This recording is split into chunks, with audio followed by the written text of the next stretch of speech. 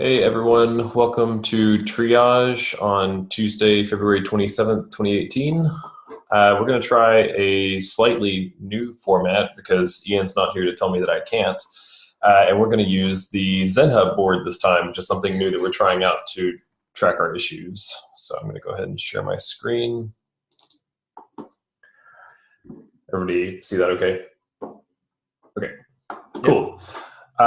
So usually what we do on the GitHub board is we look at issues that have no milestone and no project that are currently open.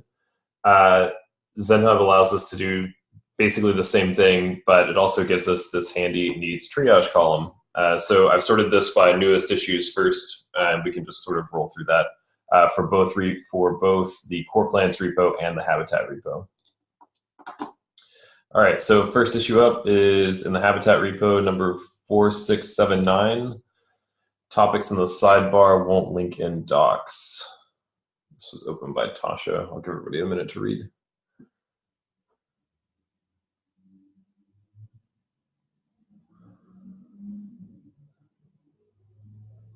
Seems legit. Yeah, it seems like something we should definitely do. I'm going to continue to bucket these in the way that we have, but I think with the new format, like the milestone buckets won't be needed in the future. All right, so I'm going to move this into the pipeline of backlog. Cool. Next up is also in the habitat repo, have package install -b core open LDAP. I think I just saw this guy mention this in general like a minute or two ago.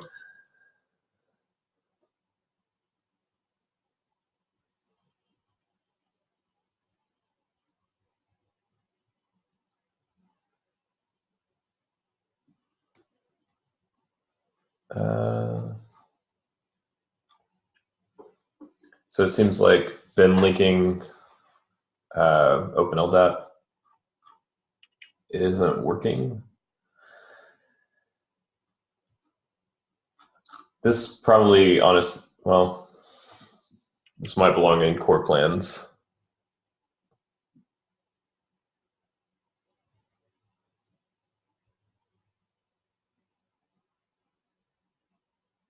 Because I think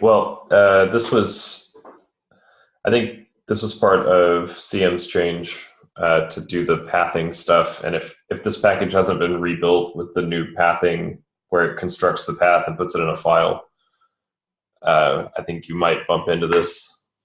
It could also be that OpenLDAP doesn't have a binary called OpenLDAP in the path, and it might be a legit bug in the plan itself. Seems like it's worth investigating. Yeah. All right, so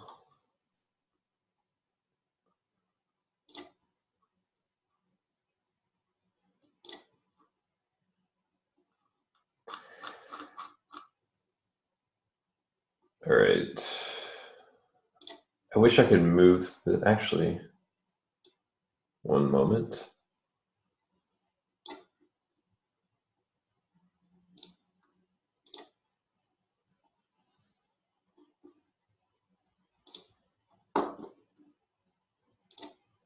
Oh, well, I can move this over to core plans, or I'll just leave it here for now and move it in the backlog column.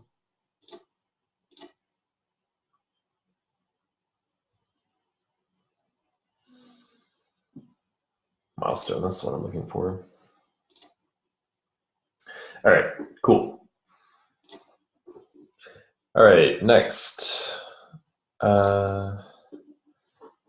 Supervisor tracking stable branch of a service doesn't replace packages that are demoted.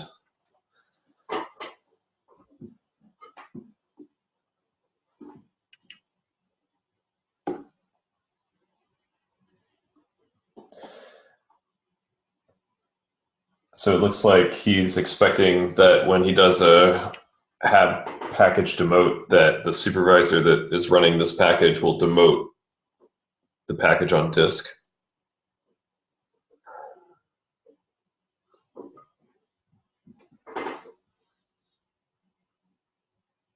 Does that sound right? Does anybody have any opinions on I think that the behavior that's currently there is the expected behavior, but I feel like this would be a nice feature.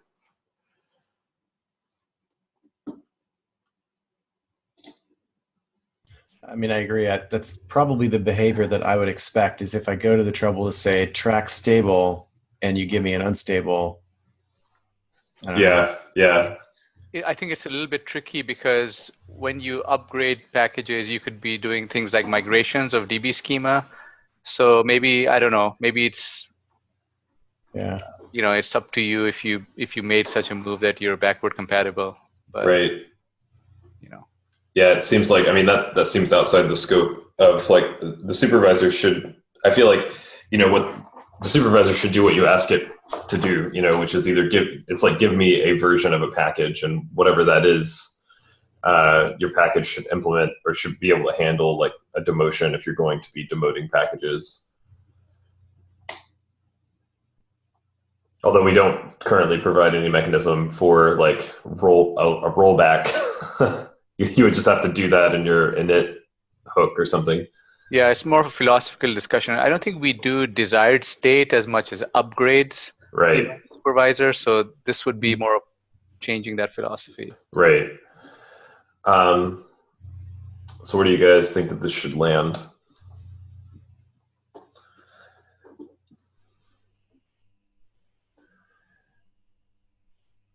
It seems worth investigating further, at least to me. I mean, like, I think Tasha has a good point in her comment that, like, it does make sense as a user. If you're subscribed to a channel, it's kind of, that's the behavior you expect, right? Right. Yeah. Yeah. And then like how we handle rollbacks internally. Yeah. It's almost, maybe the feature is we just remove the demote feature. It'll work. Okay. I will put this. Certainly worth discussion. Yeah. Okay. Is there a needs discussion? There we go. All right, cool.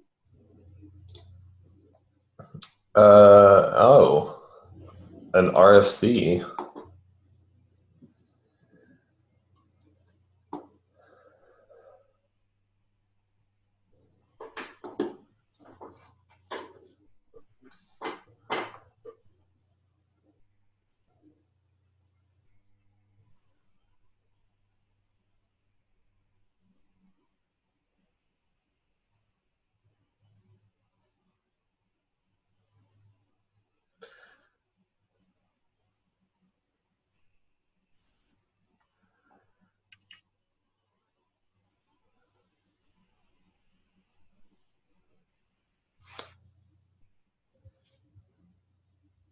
Okay.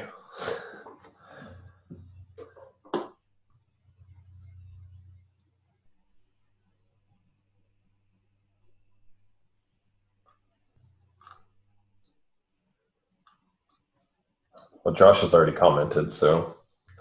Yeah, but what's great is that I realize now that I'm pretty sure my comment is wrong. I think the actual swim implementation does use UDP, but I think the thing, if memory serves, that we're using 0MQ for is the piggyback on top of swim for propagating the rumors and all that. I think that's the part that uses 0MQ, which, yeah, but I think the swim itself does use UDP, so I should probably delete my comment. Did you want me to do that for you? Yeah, feel free. Josh, your opinions do not matter here. Out with you. Okay. This seems similar to some of the work that Jamie's already doing with concurrency supervisor, so it makes sense to kind of expand that out. Okay. Do we want to accept this RFC or and put it in, like somebody can work on it, or do we want to leave it in triage and discuss it next week?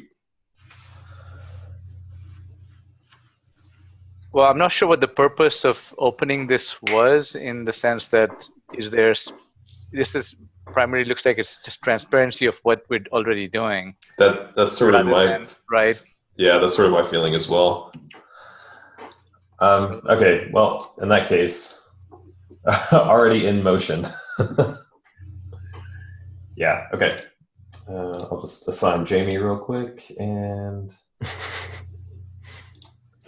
all right, and it seems like it has all of the appropriate labels. Mm-hmm. Cool. All right, this is another habitat one. Data collection, decompose builder jobs status data.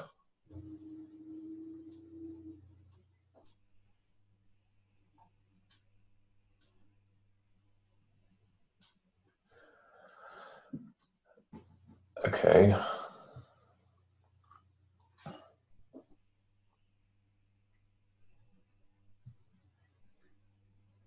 So yeah, I think the goal is to just like know more about whether a build happened because of something that went wrong in the service or something that went wrong kind of because it's just part of the joy of building plans and having them fail from time to time. Right. Yeah, we should definitely do this. This should just go into the backlog for all right. whenever one of us has time. Okay. All right. And then this is going to be probably builder, I think, and enhancement. Mm-hmm. Yeah. Sure. Works for me. I'm going to have label fatigue by the end of this. Cool. Oh. All right. Issue number 4629.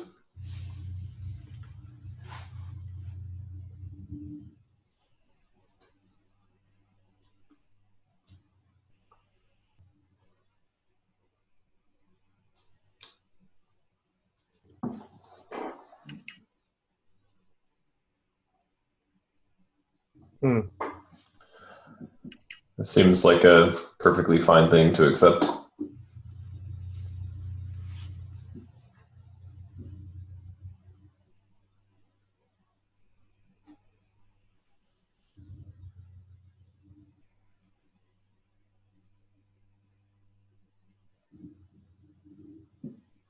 Yeah, sounds reasonable. Yeah. Yeah, that sounds completely reasonable.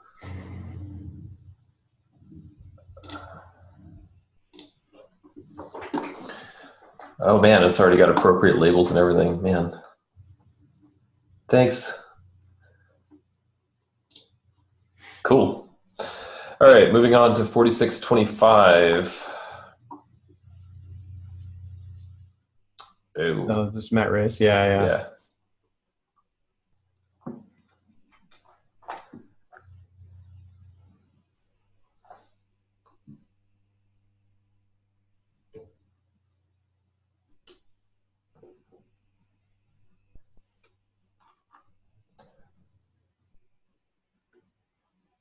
Okay, so what?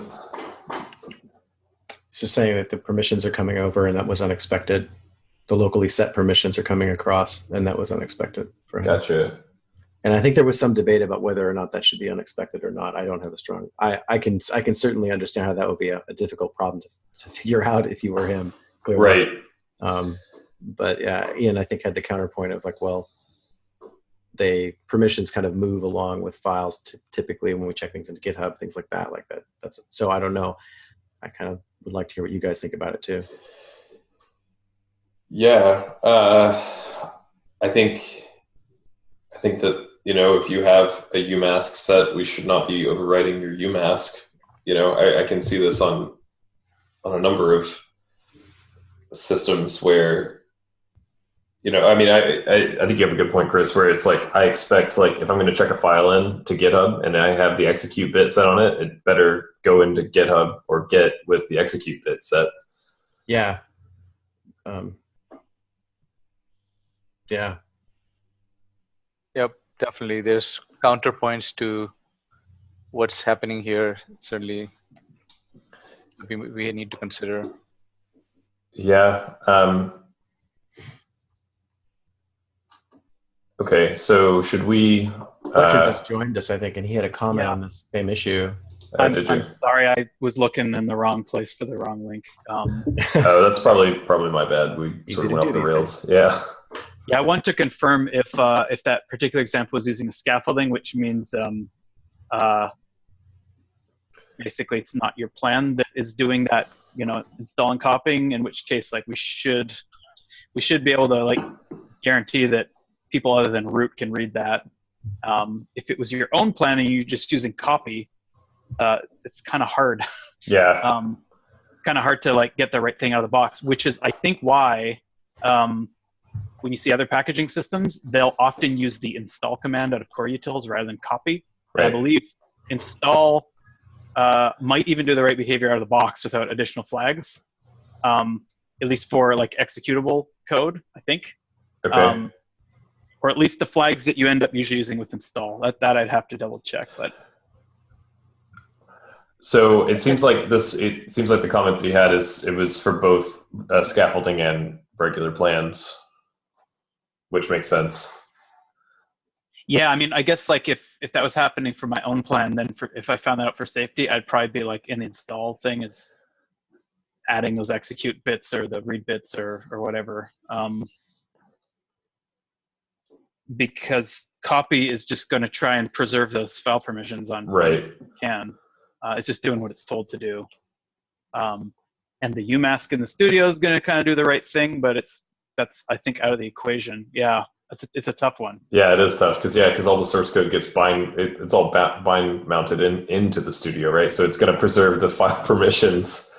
And it's worse if it came from the Mac OS and you're bind mounting that into a Linux container, is probably you'll get the same bits, but yeah. What if you're doing it from Windows into the one? Like, yeah, I don't know. Which again is why, like, if it's a scaffolding one, that's probably like a bug or something we can add to make sure scaffolding's doing it right, since the user has a lot less control there. Otherwise, maybe we need stronger examples or better suggestion for like maybe use install versus copy if that ends up actually being easier. I'm just not totally sure. Right. Okay. So, what should the action be here? Do you think? Probably for the scaffolding one, that probably is a bug. Okay. That should probably go into, let's see. So this is in the habitat repo. We should probably log an issue in the core plans repo for scaffolding to use. I didn't see that people were messaging. Anyway, probably log an issue over in the core plans repo to make sure all the scaffoldings use install with the correct install flags.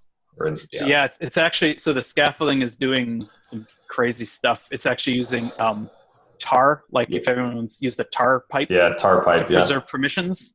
And it's dropping things like source control files and that kind of thing. And that was in an attempt to actually preserve as many permissions and ownership as possible. This is maybe one place where it's like being harmful.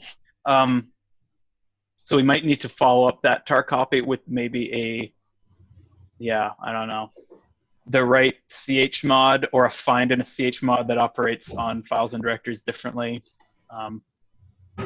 Doing that weird stuff. Yeah, I would. Yeah, I don't know. I'm sort of leaning towards like this. This is sort of like you asked me to do a thing and I did a thing. Yeah, I mean, we preserved it beautifully. Yeah. We have the best file permissions preservation. I think somebody may have mentioned too, just in the conversation around this, that at the very least we should document that it does this. You know what I mean? That this is how we do it. Just so that, because I think he was like, hey man, if I would have known that this is the behavior, it was something I might have checked for, but because he was just in the dark for quite a while. Maybe just adding a note to like, adding some documentation around this behavior might be, could help to resolve it as well. Just so people know.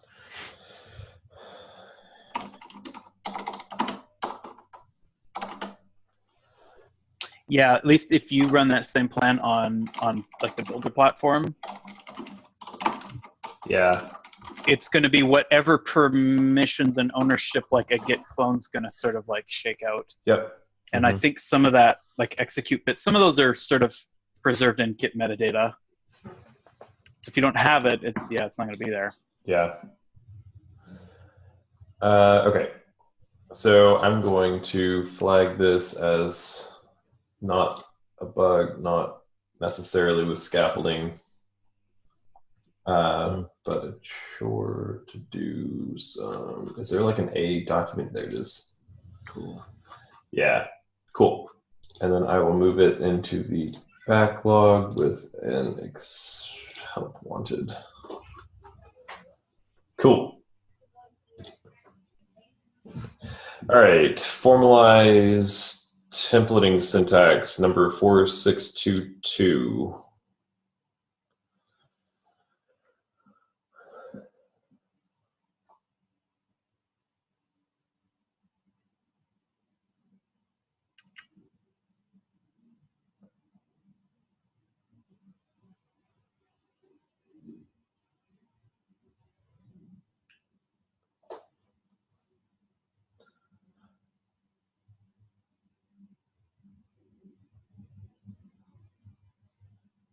Yeah, I think this ended up being a habitat regression, and the cause of it was this change in behavior, which is really unfortunate.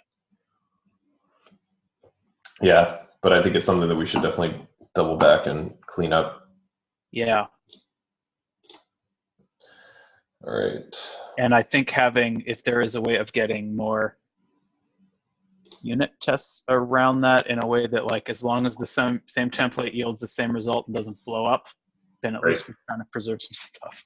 Right. And in fact, I think the fix that CM shipped to bump us back a version, or CM was also working with Kreshmir, I think. They did add a test or two to like confirm that it isn't broken. That is helpful, but yes, it would be it'd be better because maybe looking at handlebars, perhaps both of those syntaxes are valid, or worse, like the one in Rust actually wasn't the one on handlebars, and we tell them it was the handlebars syntax. So that's something, would be good to figure out. Okay. All right, I dropped it in. No real epic to assign it to, but put it in the backlog. Okay, 4621, use builder protocols and builder UI. Oh, Chris opened this one. Yeah, I chatted with Jamie a little bit about this. I had a change not too long ago where I was looking at an error, like taking some action in the UI based on an error code that came back from Builder, and rather than do something based on the HTTP status, it felt better to use the actual error that the server was returning. And so Jamie was like, you should use the Builder protocols, just import that stuff so we can use all the same enums and stuff like that. And that's so yeah, I know that we've done something like that in Firewatch, I think. Yeah, right. Yeah, that's true. Yeah, so yeah, I probably should just drop this in, but into the backlog or something. But that's what that's for. That's okay. Yeah, perfect. All right, then I will put it in the backlog. All right. Feature requests, notify system D.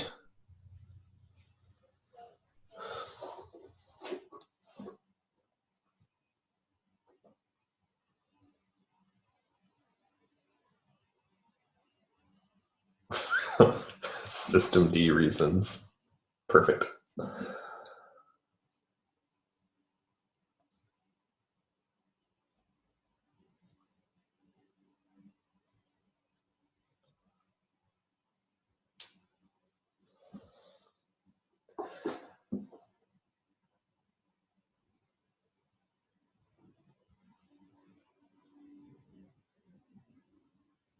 So Seems. I'm a little confused. Is it because of the location of Hab? that this happened, or? That's what I'm not understanding the underlying reason. Yeah. Because I would highly recommend use the habitat package of hab. And it bin links into bin by default, and I think that's what the Chef Cookbook would use. I think systemd needs an absolute path to the program. I think so, yeah. Just gonna take a look at this. But that's also me covering for not remembering or knowing about SD Notify. Right, yeah.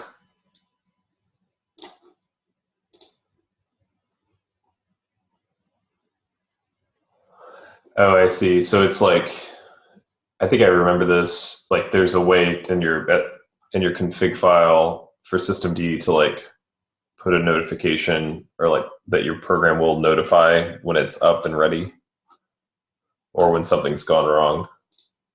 Oh, okay. Yeah, here. So these are the states that it can be in. Yeah, So, that's kind of a neat idea. Yeah. I think this is probably fine to put in into the backlog. It may not get prioritized right away, but seems like a nice So to this point, we typically haven't done this kind of thing where the supervisor would know that it's in a particular environment to do that behavior. We haven't really done that a lot, but that's places where like we probably couldn't do it in every place, but knowing how many Linux distros don't use systemd, right. I think we're going to hit above our 80% with this one. So like that's not too bad. I don't know. One, like that's not compiled in behavior, so right. That's a pretty interesting idea. I think we need run it signals also. Yeah, I guess the hard part is from systemd's point of view, the supervisor's running, even though it doesn't really know internally. Right. Like the supervisor's happy, even if the services are crashing, just doing its job. So that would be, I mean, that's a bit non-trivial. Yeah. It's an interesting idea because it would be like rolling up the full health of the supervisor by sort of proxying for one or more services that it might be running. Right. So supervisor with nothing running, probably healthy. Running a service that's like in a crash loop and one that's going well, I guess you consider that not healthy. Yeah, there'd be some weird like roll-up logic, I guess. And multiple services running under one supervisor. Is there like a certain threshold of healthy to not healthy? Right. It's probably like, I guess like, if everything's fine, it's fine. If one thing's not fine, the whole thing's not fine. It's probably like the logic, but. Right. Okay. Well, it would involve a little bit of work. Yeah, I dropped into the help wanted bucket. Cool. Hab package download. Oh, Josh wrote this one.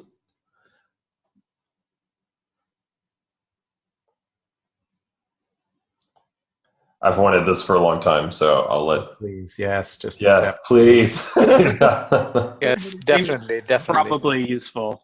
The only thing we would need to somehow make really super clear to end users is don't accidentally run hab package download when you actually expected it to install. Right.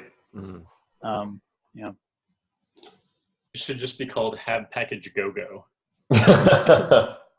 Well, that's why, like way back, there was another subcommand more around the artifact than the actual installed package. But reintroducing that right now would be confusing because there'd only be one subcommand. Like a hab artifact download would be like exactly what we're asking for. But I better not rehash that because I argued for keeping it and I lost, and I'm happy with it. Yeah, no, I think we're going to need this anyways for the March thing, right? We still need to support the on-prem package installation. It would be convenient. Yeah. Right. This is almost required for that, I think, Josh, right? You could kind of do a lazy version of it that you install, and the side effect is you have a known directory that has your stuff. It's just not like as awesome as it could be. And for what it's worth, too, Fletcher and I also kind of like spitballed a version where you could kind of achieve that just using shell utilities and curl and like, download the stuff and just kind of parse the files and, untar to like some kind of to standard out. I mean, like there were some tricks, but it kind of felt like it might be cleaner to just do it in the Hab CLI. Yeah, definitely. Cool. Moving on to 4614. That's not awesome. Yeah.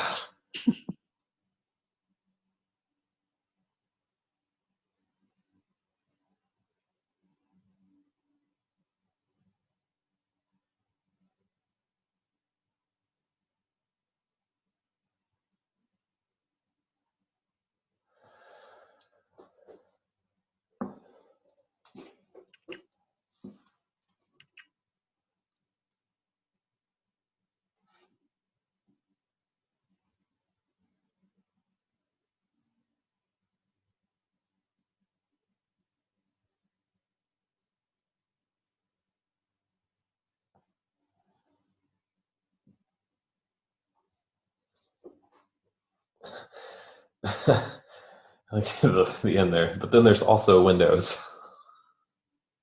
Yeah, exactly.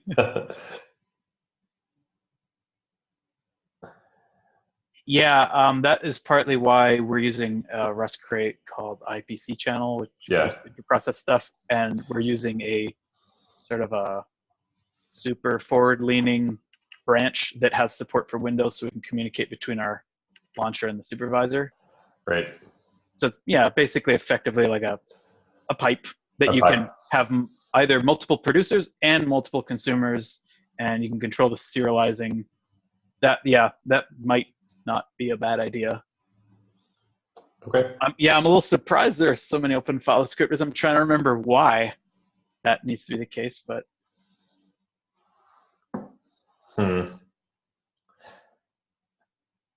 yeah. Well, anyway. All right. Well, I'm going to move this into the backlog then. And should it go? What do we want to put it in? Accepted minor or help wanted? I'd love it if it was in both somehow. Uh, There's a good chance in the next couple of months this may just come up in the course of us doing our work. Okay. Um, I'll put it in accepted minor, and it doesn't. It's just a bucket. It's kind of almost surprising that I wonder if we're executing those tests in CI or not. And if we are executing them in CI, is like Travis just have more file descriptors available and we just don't see it? Like 1024, I think, is a default. It is, yeah. It's just so weird that we'd be going over that. And for what it's worth, I think Elliot and I were chatting earlier. It sounds like we may have a number of tests like in our code that are not actually getting executed in CI. Okay. So Yeah, it might be worth, I don't know, just kind of auditing that whole thing in general. Yeah. Well, we had a moment in time where the, at least for our Rust components, some of the integration tests we were running, and then we decided not to, or they were too slow, and we may not have turned all those back on again. yeah. Remember, Butterfly does have some more integration ones where they're running like some sub-processes, I believe. The ones that I was seeing in particular was just running a cargo test, and it was on the config files that were failing due to no fault of my own. They're just failing on master. So sure, no. Yeah, no, my code's perfect. I believe you. I would never write buggy code. Okay. Core plans, issue 1200. Transient dependencies problem of core GMP. Oh. Depends on. Ugh. Wait a minute. I didn't see this one. Oh,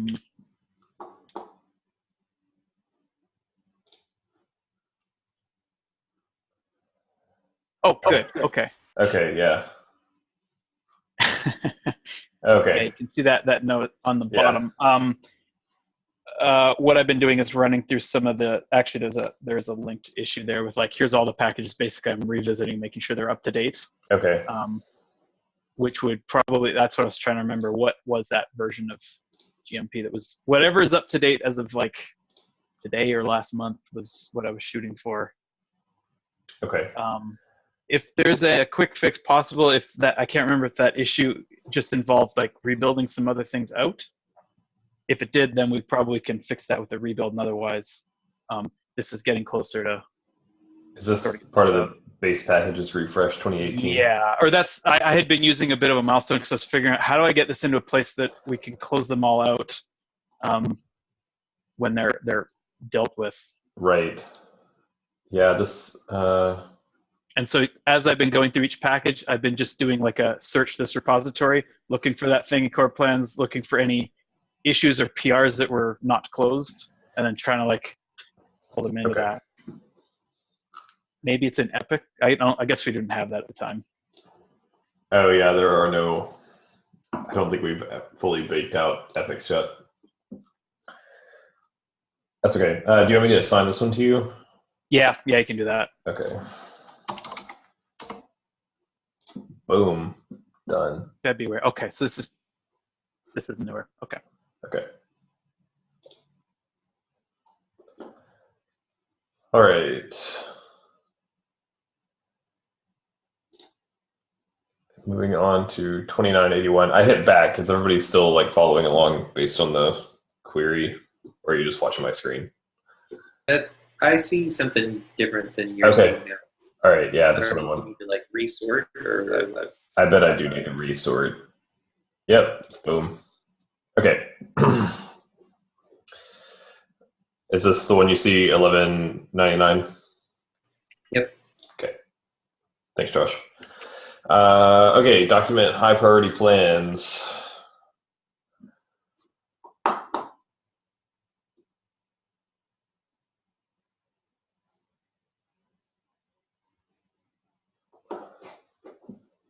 Yeah, we should put this under the backlog.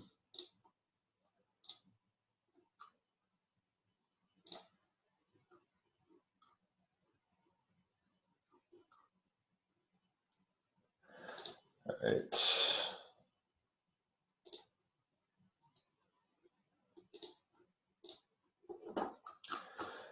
that jive with everyone? Okay.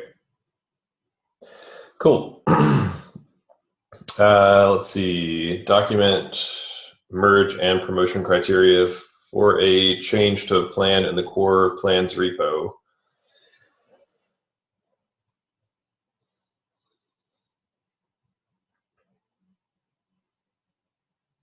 I thought there was something we had recently where we added some new wording for core plan maintainers. But yeah, this seems like a good idea. Okay. Well, either way, if it's there, we can chase it down and link it in here and close this issue out, or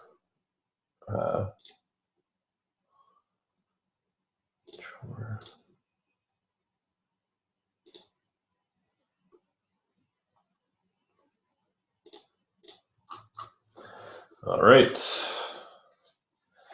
I love watching the little ticker on the milestone just get smaller and smaller as like more and more get added.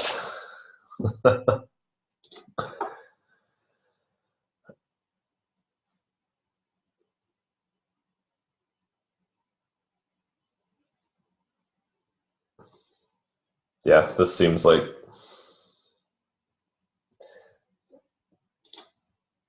it needs to be in the backlog.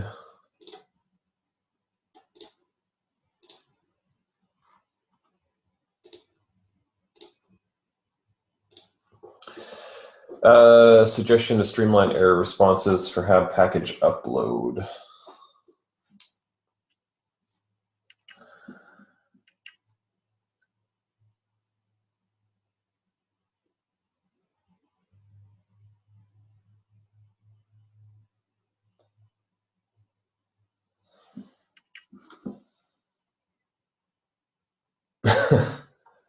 All right, definitely a typo in there.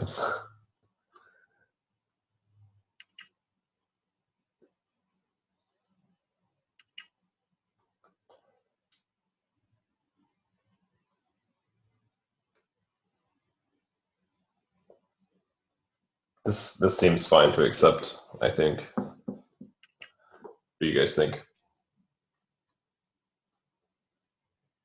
Yeah, that seems fine to me. Okay.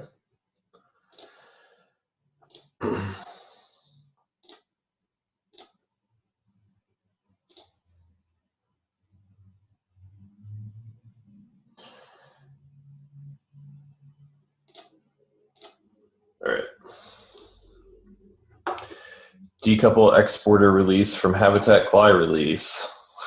Who wants to jump on this grenade?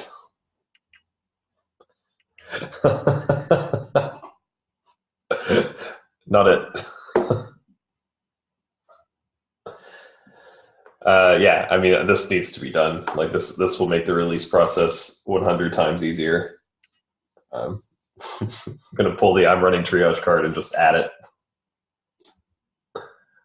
Not assigning who. Let's see. Just assign this one to Josh real quick.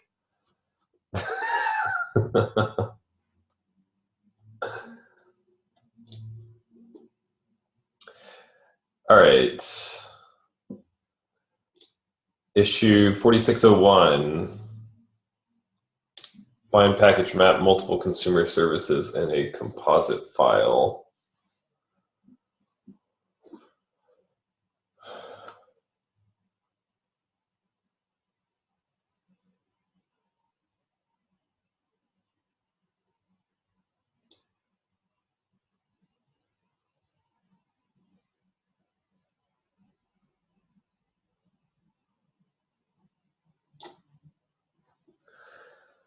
All packages for services mentioned.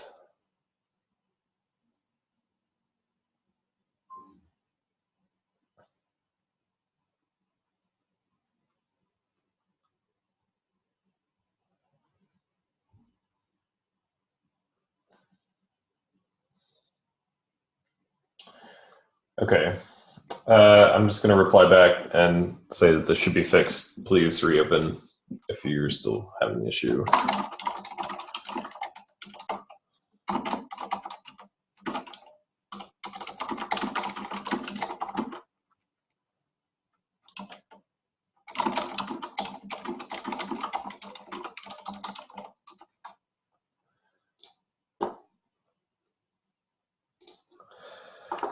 All right.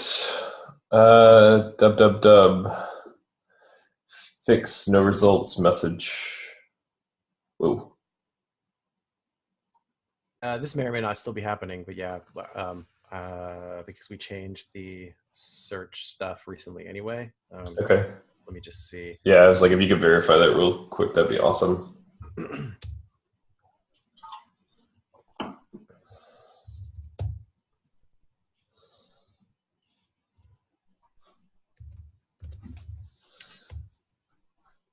No, close it. Yeah, Okay. it's a previous provider. Yeah.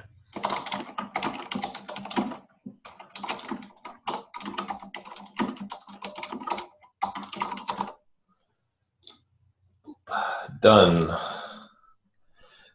Gossip arbitrary metadata about services.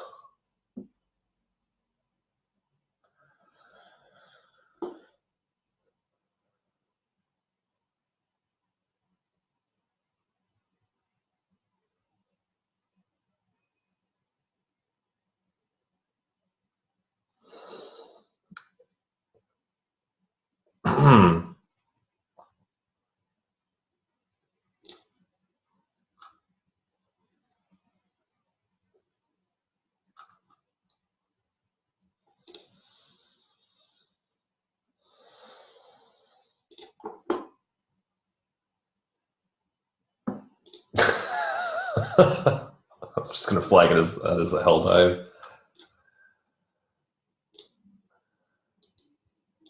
I think this is, well, I'm going to put needs discussion and leave it in triage, I think, because I think this probably does deserve some discussion. What do you guys think about that? Makes sense. Okay. And then we can, since we only have 9 minutes left, I think it's probably better to leave it there for next time. All right, issue 4585, metadata for packages. So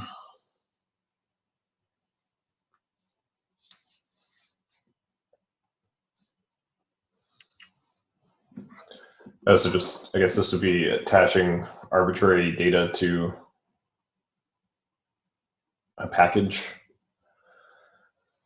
and having it passed along. Yeah, this seems worth discussion as well. Okay. Seems like it kind of goes hand in hand with that other issue. Yeah, that's sort of what I'm gathering there is that that this may be sort of related. Feature needs discussion. All right, and I'm going to leave it untriaged or partially triaged. You get labels, but nothing else. Okay, adding new values to default.toml. Don't. Hey, look, I added this one. Added new values to default.toml. Don't get rendered in package updates. Trying to remember where I saw this.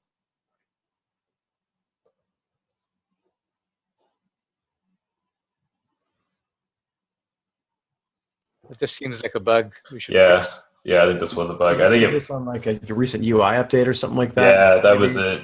Yeah. Yeah, This was unexpected for sure. Yep. yeah. Okay. We should Shame. almost flag this high priority if we can. Okay. We'll probably hit it It again can today. mess us up. Yeah. Yeah. In fact, yeah. market stability, that might be worth it. Yeah. So we used to have this problem. That's why it's weird. It feels like a regression. We forgot to copy the templates from the new package across into the service directory, because I guess all of our initial updates are like, you don't change anything. It's just software. And then we're like, oh yeah, the templates could change on any upgrade, so we should recopy them. And yeah. Well, I think what happened is the templates got copied over. Like you can see that the template got rendered, but the new values from the default.toml didn't get rendered into the template. So perhaps we recopied some, but not all of the relevant and appropriate files. Yeah, that's like we should make sure hooks get the same treatment too. Right. If they don't. All right, I'm just going to put that in supervisor because I think the supervisor handles all that. Yep. Okay. Yeah. And then it's already in the backlog. Send it to the top. All right, perfect. Accepted major. All right. Let's see. We've got 6 minutes left. We can probably get through a couple more of these. 4551. Matt opened this one. Yeah, we should definitely accept this one. Okay. Bad behavior. Right. Accepted major or minor doesn't matter, probably. Yep. Okay, bucket. All right. Cool. And it's already got labels. Perfect. Formalize and automate new launcher release and upgrade. Yeah, there's probably just some stuff to finish up there, only because we did actually release the launcher recently and we hadn't done it in a long time because that was the whole point of the launcher. To the point that we just, we've never had a reason to communicate to people, hey, we got a new launcher and it's not required, but this is how you would upgrade it. Okay. That's what we need to write, basically. Okay. Because right now the launcher gets rebuilt anyways, so it's a matter of just like promoting it in Builder, and at least for the Linux launcher, that's it. Okay. All right. Yeah, and he's got it marked as easy, so that'll be perfect. Extract some common types to a separate crate.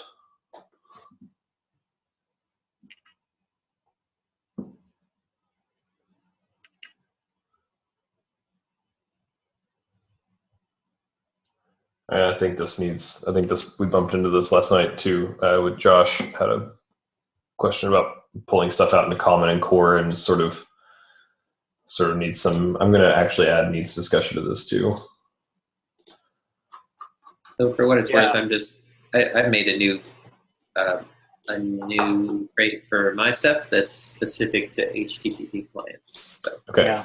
So this one was in particular, the supervisor had a couple things like update strategies that in the Kubernetes exporter, it would have been pretty cool if we had those same types because it was using that same information. Okay. So we're trying to figure out how can we get like a type that was in the supervisor code base to also be used in this Kubernetes exporter, but we don't want the exporter to take a dependency on the supervisor code base because that's just a weird Right. unvirtuous cycle. And so maybe that needs to go somewhere else to be shared amongst the supervisor exportery, but not builder kind of stuff. So it's a cousin of the same kind of thing, Right. but it's probably not the same crate. It's Right. destination. Yeah, Right. Josh's name sounded pretty good to me for the common HTTP stuff. Yeah. Okay. Cool. Throw it in the backlog. All right. Let's make this the last one. 45, 44. Depart command isn't clearly available from the hab CLI.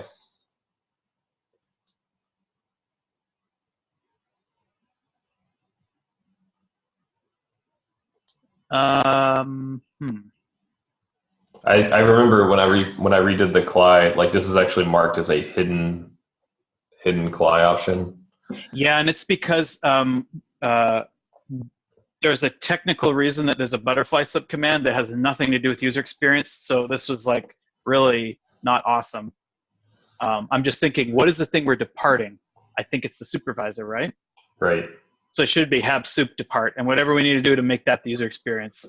That is one possible solution. But yeah, because we put it on this subcommand because it's another package because we couldn't compile some stuff in to Right. hab, it all comes back. Basically, it's ZeroMQ's fault under the hood. But as a result, now we're confusing users about like they shouldn't care about that. And having the word butterfly in our CLI thing is really leaking Right. details that we didn't need to do. So yeah, there is a fix here. It's just a kind of a bit of a weird one. Okay. Yeah, there's the other thing. There's a recommendation that it go under hab ring, which may be Oh yeah, that could be the other way. Yeah, a possibility exactly. to. That's probably even technically easier to implement. Yeah, it seems like this is leaking implementation details, and we used this recently to get out of that binding not found issue. But how useful is this in a general sense is really the question, because we expose this to then every, we have to document it and then explain it, and it's one more thing that if you So departing is something that we do definitely want users to have. It is it's kind of an option of last resort that a human being needs to do it. Mm-hmm. The problem is like where we tacked it on based on where the implementation lived, it doesn't make any sense to a user. A user doesn't know what a butterfly is. Hopefully they know what a ring is. But yeah, we need to land that in the right place in our CLI hierarchy, which I bet we didn't do. Yeah, seems like we didn't. Okay, cool. Well, I threw a needs discussion label on it and moved it into the backlog, so it's there for all of our discussing pleasure. All right, cool. And with that, I will wrap up triage. Cool. Thank you, everybody.